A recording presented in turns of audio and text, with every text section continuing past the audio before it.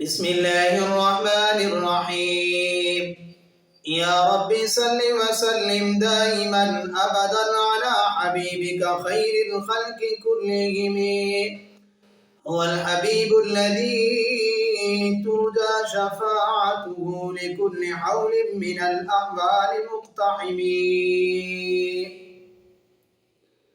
حاضرین و ناظرین، آج کا ہمارا درس، آج کا ہمارا سبق عشر کے فضائل اور مسائل کے متعلق ہے۔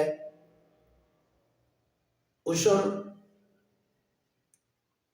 کن چیزوں پر واجب ہوتا ہے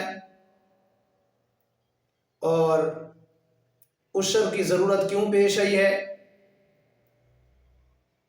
اور اللہ رب العزت نے یہ عشر لازم کیا ہے، کیوں کیا ہے، اس کی وجہ بھی بتائی، اور ساتھ ساتھ کہ عشر کے مستحقین افراد کون ہیں۔ آپ ذرا توجہ کیجئے، میں آپ کے سامنے قرآن اور احادیث کے حوالے سے یہ بات رکھوں گا کہ اللہ رب العزت نے عشر ہم پر واجب کیا ہے۔ سب سے پہلی بات، جس طرح یہ جسم اللہ تعالیٰ کا عطا کردہ ہے، اس جسم کی زکوٰۃ ہے۔ اس جسم کی زکوٰۃ کیا ہے کہ جسم کے کچھ حصے کو اللہ کے راستے میں لگانا، یہ جسم کی زکوٰۃ ہے۔ اسی طرح مال کی زکوٰۃ ہے کہ اللہ نے جو مال دیا ہے اس مال کو اللہ کے راستے میں خرچ کرنا۔ آگے پھر اس کی تفصیل ہے مال کس قسم کا ہو، چونکہ آج ہم نے بات کرنی ہے عشر کے متعلق۔ عشر جو ہوتا ہے وہ زمین پر ہوتا ہے، یعنی زمین کی بھی زکوٰۃ ہے، جس کو ہماری زبان میں اور آپ کی زبان میں عشر کہتے ہیں۔ یعنی زمین کے اندر جو ہم بیج ڈالتے ہیں، جتنی ترکاریاں سبزیاں اگتی ہیں، تو ان سب پر عشر ہے۔ سب سے پہلے آپ قرآن پاک کو دیکھیے، اللہ رب العزت نے فرمایا وَآتُوهُم مِّن مَّالِ اللَّهِ الَّذِي آتَاكُمْ، جو اللہ رب العزت نے تمہیں مال دیا ہے اس مال کو اللہ کے راستے میں خرچ کرو۔ اور دوسری جگہ میں اللہ تعالیٰ فرماتے ہیں یا ایھا الذین آمنوا انفقوا من طیبات ما کسبتم، اے ایمان والو اپنے مال کو خرچ کرو تاکہ تمہارا مال پاک ہو جائے، پاکیزہ بن جائے۔ ظاہر بات ہے جس مال کے اندر اللہ کے احکامات ہیں تو ان احکامات کو ہم نے پورا کرنا ہے، تب جا کے ہمارا یہ مال بھی پاک بنے گا، صاف بنے گا، اور پھر اس مال کے اندر برکت بھی آئے گی۔ اللہ رب العزت نے قرآن پاک میں فرمایا مما اخرجنا لکم من الارض، زمین میں سے جو کچھ نکلے اس کا آپ نے عشر ادا کرنا ہے۔ کتنا دینا ہے یہ پانی کے اوپر ہے، یعنی ہم کہتے ہیں نا مال کا 10واں حصہ یا 20واں حصہ زمین ہے نا، زمین کا عشر دینا ہے تو کتنا عشر آئے گا؟ تو ہم کہتے ہیں اگر زمین بارانی ہے، بارش کے پانی سے سیراب ہوئی ہے، تو اس زمین کا جو عشر ہوگا وہ 10واں حصہ ہوگا۔ یعنی اگر 10 من گندم بنی ہے تو 9 من گندم آپ کے اور 1 من گندم جو ہے وہ اللہ کے راستے میں آپ نے دینا ہے۔ اور اگر یہ نہر کا پانی ہے یا ٹیوب ویل وغیرہ کا پانی ہے تو اس صورت میں اس زمین کا جو عشر ہوگا وہ 20واں حصہ ہوگا۔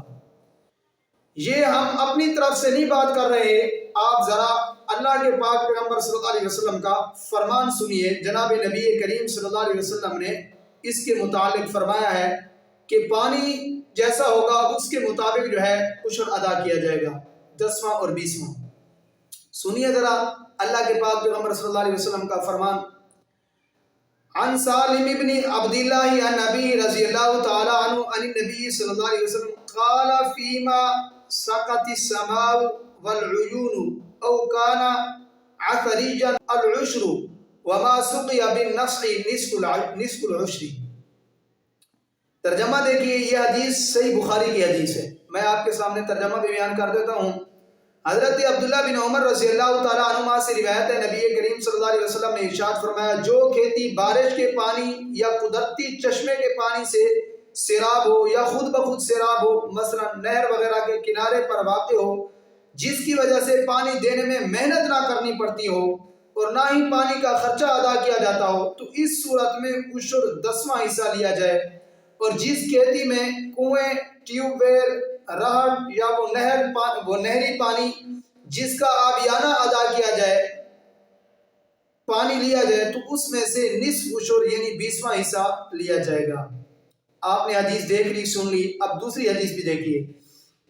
عن معاذ بن جبل رضی اللہ تعالیٰ عنہ قال بعثني رسول اللہ صلی اللہ علیہ وسلم الى اليمن وامرني ان آخذ مما سقت السماء وما سقي بالا العشر وما سقي بالدوال نصف العشر۔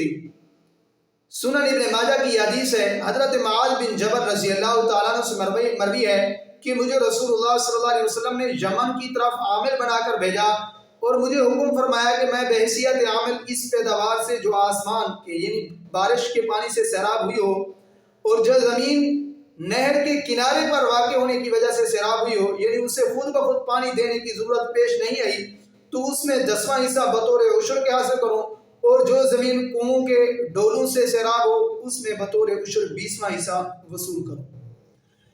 اب اس حدیث کے اندر ہمیں دو چیزیں سمجھ میں آئی ہیں کہ اللہ کے پاک پیغمبر صلی اللہ علیہ وسلم نے پانی کے متعلق فرمایا، اگر پانی ایسا ہے جو بالکل فری میں مل رہا ہے، ٹھیک ہے، یعنی بارش کا پانی ہے، یا وہ زمین نہر کے ایسے کنارے پر واقع ہے کہ اس پر محنت نہیں لگتی، وہ پانی خود بخود ہی اس کو سیراب کرتا ہے، تو اس صورت میں اس زمین کا جو عشر ہوگا وہ 10واں حصہ ہوگا۔ اور اگر وہ زمین ٹیوب ویل کے یا کنویں سے یا نہری ایسے پانی سے جہاں آبیانہ وغیرہ ٹیکس وغیرہ لیا جاتا ہے، تو اس صورت میں اس زمین کا جو عشر ہوگا وہ 20واں حصہ ہوگا۔ حاضرین، آپ نے بات سن لی، سمجھ لی کہ عشر کا جو دار و مدار ہے وہ پانی پر ہے، پانی جس طرح کا ہوگا اس کے مطابق عشر ہوگا۔ تو میں نے آپ کو تفصیل بتا دی ہے، اگر وہ زمین نہری ہے، نہر کے پانی سے سیراب ہوتی ہے زمین اور اس پر آبیانہ ہے، اس پر محنت ہے، تو اس صورت میں جو ہے آپ 20واں حصہ ادا کریں گے۔ اور اگر بارانی پانی سے، بارش کے پانی سے وہ زمین سیراب ہوتی ہے، تو اس صورت میں آپ 10واں حصہ عشر کا ادا کریں گے۔ یہاں تو بات ہمیں سمجھ میں آ گئی کہ زمین کا جو عشر ہے وہ 10واں اور 20واں پانی کے اوپر ہے، جس طرح کا پانی ہوگا اس کے مطابق ہم زمین کا عشر ادا کریں گے۔ یہ ہے کہ عشر کن لوگوں کو دینا ہے، اب زمین کا عشر جو ہے کن لوگوں کو دینا ہے یہ بھی اللہ رب العزت نے بیان کر دیا۔ ویسے تو اس کے مستحقین جو زکوٰۃ کے مستحق ہیں ان لوگوں کو آپ عشر دے سکتے ہیں، یعنی زکوٰۃ کا جو نصاب ہے آپ ان لوگوں کو آپ عشر دیں جن کے پاس زکوٰۃ کا نصاب بھی نہیں بنتا، یعنی غیر ضروری جو مال گھر میں پڑا ہے اس کو بھی ملا کر زکوٰۃ کے نصاب کو ان کا مال نہیں پہنچتا، تو اس صورت میں یہ شخص غریب ہیں، ان لوگوں کو آپ عشر دے سکتے ہیں۔ اب وہ کون لوگ ہیں ذرا دیکھیے، تھوڑا سا میں آپ کو بتا دیتا ہوں۔ آپ سید کو عشر نہیں دے سکتے، یہ واجب چیز ہے، اور واجب صدقہ سید پہ نہیں لگ سکتا۔ اور اسی طرح صاحب نصاب آدمی ہے، امیر آدمی ہے، اس پر بھی عشر نہیں لگ سکتا۔ اور اس کے علاوہ اگر آپ کے گھر میں اکٹھے ہیں، آپ بھائی 3 بھائی ہیں، اکٹھے ایک ہی گھر ہے، ایک ہی گھر کا خرچہ ہے، تو پھر اس صورت میں آپ اپنے بھائی کو بھی عشر نہیں دے سکتے۔ ہاں، اگر آپ کا بھائی آپ سے علیحدہ ہے، آپ کی بہن آپ سے علیحدہ ہے، اس کا گھر آپ کے گھر سے علیحدہ ہے، اس کا خرچہ علیحدہ ہے، تو اگر آپ کا بھائی غریب ہے، سید بھی نہیں ہے، غریب ہے، تو پھر آپ اپنی زمین کا عشر اپنے بھائی کو، اپنی بہن کو اور اپنے اس طرح کے قریبی رشتہ دار کو دے سکتے ہیں۔ ہاں، البتہ آپ اپنے اصول کو نہیں دے سکتے اور فروع کو بھی نہیں دے سکتے۔ ذرا اس مسئلے کو تفصیلاً سمجھیے کہ اصول اور فروع ہوتے کیا ہیں۔ اصول یعنی بیٹا اپنے باپ کو عشر نہیں دے سکتا اور باپ کے باپ کو نہیں دے سکتا، سمجھ آئے؟ باپ کا باپ ہے، دادا ہے، اور پھر اس کا باپ ہے لکڑ دادا شکر دادا یہ اوپر کی جو بھی اوپر لڑی جاتی ہے اس کو آپ عشر نہیں دے سکتے۔ اسی طرح آپ نیچے آئیے، ماں ہے، ماں کی ماں ہے، ٹھیک ہے، اور نانی، نانی کی نانی، پرنانی، لکڑ نانی، اس کو بھی آپ نہیں دے سکتے۔ اس کو کہتے ہیں اصول، یعنی آپ اپنے اصول کو اپنا عشر نہیں دے سکتے، باپ کو اور ماں، ماں کی ماں کو، یہ دو اصول آپ نے سمجھ لیے۔ اور فروع کو بھی آپ عشر نہیں دے سکتے۔ فروع کون ہے؟ یعنی آپ کا بیٹا اور بیٹے کا بیٹا پوتا، پھر پوتے کا بیٹا پڑپوتا، لکڑ پوتا، شکر پوتا، یہ جو نسل ہے، یعنی اصول اور فروع، ماں باپ سے اوپر، اور اسی طرح بیٹا، بیٹے کا بیٹا، پوتا، لکڑ پوتا، شکر پوتا، جکڑ پوتا، ان کو آپ جو ہے اپنا عشر نہیں دے سکتے۔ بس یہی ہیں جو قریبی رشتہ دار ہیں جن کو آپ عشر نہیں دے سکتے۔ اور اسی طرح اگر آپ کا بھائی سید ہے تو آپ اپنے سید بھائی کو بھی نہیں دے سکتے۔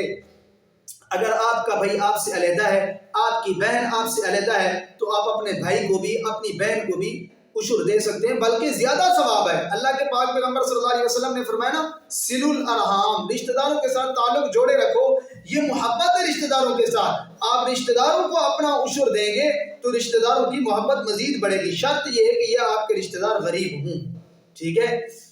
اگر آپ کے برادری میں سے، آپ کے رشتہ داروں میں سے کوئی غریب نہیں ہے تو پھر اس کے مستحقین دینی مدارس میں پڑھنے والے مسافر طلباء ہیں، آپ دینی مدارس میں جا کر اپنی زمین کا عشر ادا کریں۔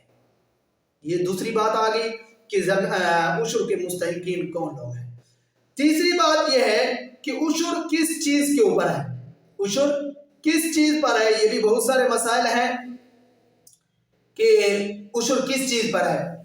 آپ نے گندم کو عشر دینا ہے، اور گنا ہے، باجرہ ہے، کپاس ہے، ٹھیک ہے، گوارا ہے، باجری ہے، اور اس طرح گھاس ہے، سبزی ہے، زمین سے، مما اخرجنا لکم من الارض، اللہ فرماتے ہیں زمین میں سے جو کچھ نکلے اس کا آپ نے عشر ادا کرنا ہے۔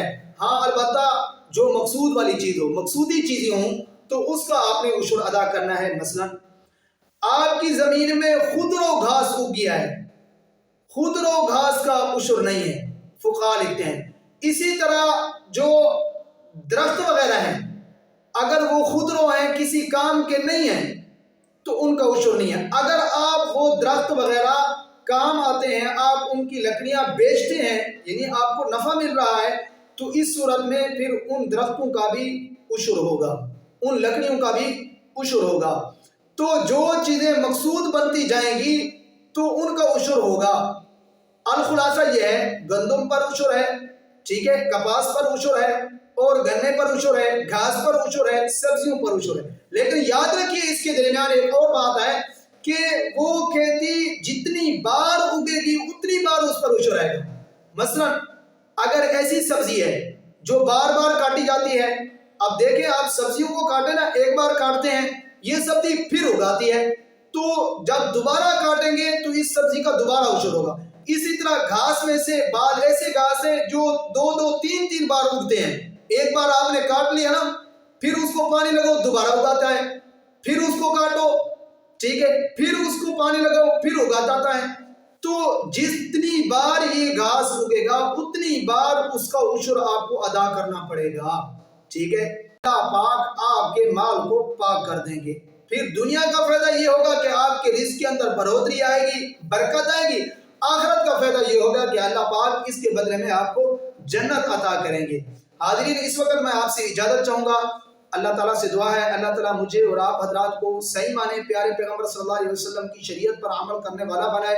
اگر میری ویڈیو آپ کو اچھی لگ رہی ہے، مسائل آپ کو سمجھ آ رہے ہیں، آپ کی رہنمائی ہو رہی ہے، تو آپ اپنے دوسرے بھائی، دوست، بہن، اپنے جو ہے دوستوں تک پہنچائیں۔ اللہ کے پاک پیغمبر صلی اللہ علیہ وسلم کا فرمان ہے، کل معروف صدقہ، ہر اچھی بات صدقہ ہے۔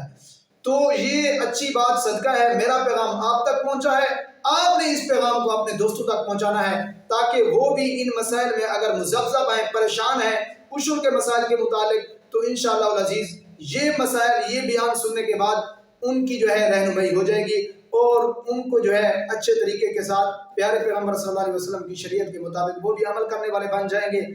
اللہ تعالیٰ میرا اور آپ کا حامی ناصر ہو. جزاک اللہ. اللہ حافظ. مفتی عبداللطیف کے بیانات کے لیے مفتی عبداللطیف کے آفیشیل چینل کو سبسکرائب کریں. شکریہ.